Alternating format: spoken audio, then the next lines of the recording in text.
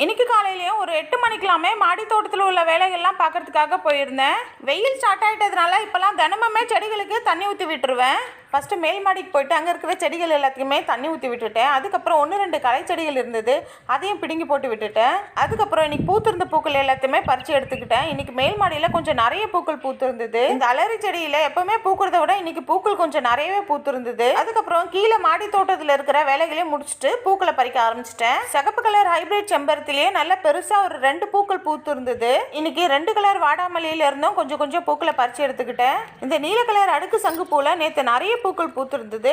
நேற்றை விட இன்னைக்கு கொஞ்சம் பூக்கள் கம்மியா தான் இருந்துச்சு. இப்போ கொஞ்சம் வெயில் ஸ்டார்ட் ஆயிட்டதுனால நாட் ரோஸ்ல எல்லாம் இப்போ கொஞ்சம் பூக்கள் பூக்க ஆரம்பிச்சிருக்கு. 2 மாடியிலையும் சேர்த்து பூக்கள் எல்லாத்தையுமே பறிச்சுட்டு மற்ற வேலைகள்லாம் பார்த்துட்டு வர்றதுக்கு கிட்டத்தட்ட 1 hour கிட்ட ஆயிடுச்சு. இன்னைக்கு மாடி தோட்டத்துல பூக்கள் கொஞ்சம் நிறைய தான் பூத்து இருந்தது. அப்படியே சமையலுக்காக கொஞ்சம் மணத்தக்காளி கீரையும் பறிச்சு எடுத்துக்கிட்டேன்.